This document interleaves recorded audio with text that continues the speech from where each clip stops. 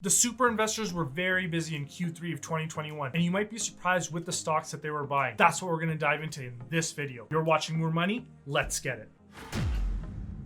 Now, of course, guys, I would never suggest just blindly buying up what the super investors are purchasing, but it's not a bad place to begin researching names that you may not necessarily have looked at. So do me a favor and smash that like button and let's dive into those names. According to Datorama, these were the top 10 most purchased names by super investors in the third quarter of 2021. And there are three names that really stood out to me for various reasons, which are the following. One is a deep value opportunity. The other is an inflationary hedge opportunity. And the third is a revolutionary change type opportunity.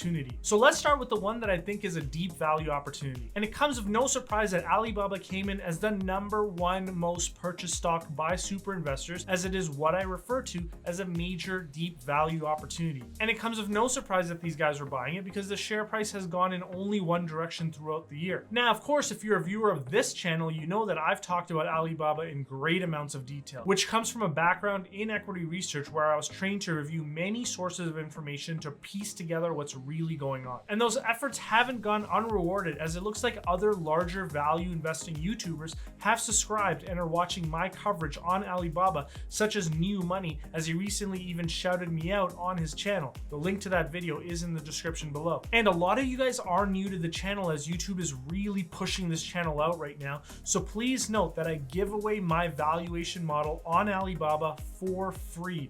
No strings attached. Just please do me a favor and smash that like button as a thank you for the hard work. Also, I hope you guys are feeling charitable this holiday season and are willing to donate just one subscription to this channel. Your subscription is exactly what I asked Santa for this holiday season. Okay, anyways, overall, Alibaba is a super unique opportunity with multiple levers for growth, but they are facing serious regulatory, economic, and competition-related headwinds. This is my #1 equity position, and if you want to learn more about Alibaba, I did a full 6-part series on the company, which I will link into the description below. Now, moving on to what I believe is the inflationary hedge opportunity, and that's a company by the name of Visa. If you could have just purchased one company over the past 10 years, Visa is definitely up there on that list, as significantly more and more people have adopted using their credit cards to make purchases. Online purchases are also up, and through my experience as a CPA working in the transaction processing industry, I have a very strong understanding of this business and their business model. And I'll sum it up in a very basic format. Visa essentially takes a small basis point level cut of every transaction whenever you use your Visa card when making a purchase with a merchant. And that's referred to as a card brand fee. The name of the game is to anticipate how the customer wants to pay for transactions in the future and pivot now to meet them when they get there. So you can see that although the core products remain credit, debit, and prepaid transactions, they're expanding their business lines to be able to address changing consumer preferences for tap to pay on cell phones, online transactions, and even cryptocurrency payments. I think the risk of higher inflation has been the push into Visa, and it's not an unfounded flight to safety, as the inflationary environment is a lot worse than I thought it was, as we have jumped to the highest level in 39 years at 6.8%. Even Jerome Powell just said that it's time to retire the words transitionary from inflation. Who would have thought that would have been the case, except for maybe everyone? But I'll be very real with you guys right now.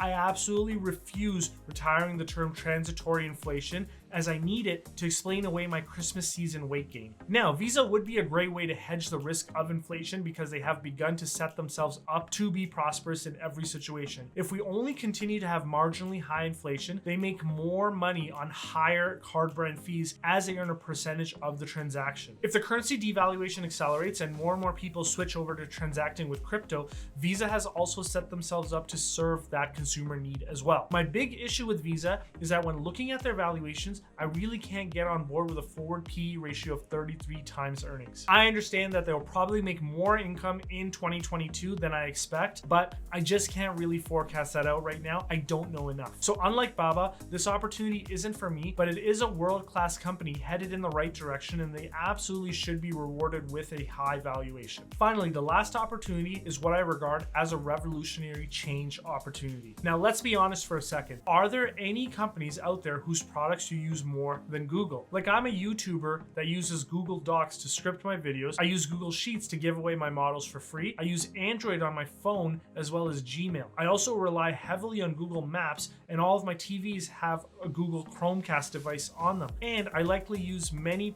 pieces of software that are backed by the Google Cloud. That's 8 products already, and none of those examples even touch Google's main money maker, Google Search, which we all use extensively. To say that Google has changed our lives is an absolute understatement. Looking ahead, I think Google Search is continuing to grow at approximately 15% a year. YouTube ad revenue is expected to grow at around 20 to 30% a year. Google Cloud is expected to grow at 30% a year, and the big bet is their other bets segment. This is where they are keeping their potentially revolutionary business such as Waymo. So with an investment in Google, you have an extremely strong moat business with potentially revolutionary money-making and world-changing businesses in that other bets segment. I absolutely love my model that I built for you that you can download for absolutely free. The link is in the description below. Just please don't forget to smash that like button for the hard work done on these models for you. I'll also drop in my Alibaba model and my Visa models in the description below, which both of those you can also grab for free. Overall, I think Google is reasonably priced right now at approximately $3,000 per share. I'm valuing them at approximately $3,200 per share. Note that my valuation gives zero credit for a technological breakthrough in the other bets segment, which absolutely could happen. Also, guys, as a reminder, Google's businesses are also very inflationary resistant, which is something you absolutely need to understand. And here's where I got you covered. I made a quick 2-part series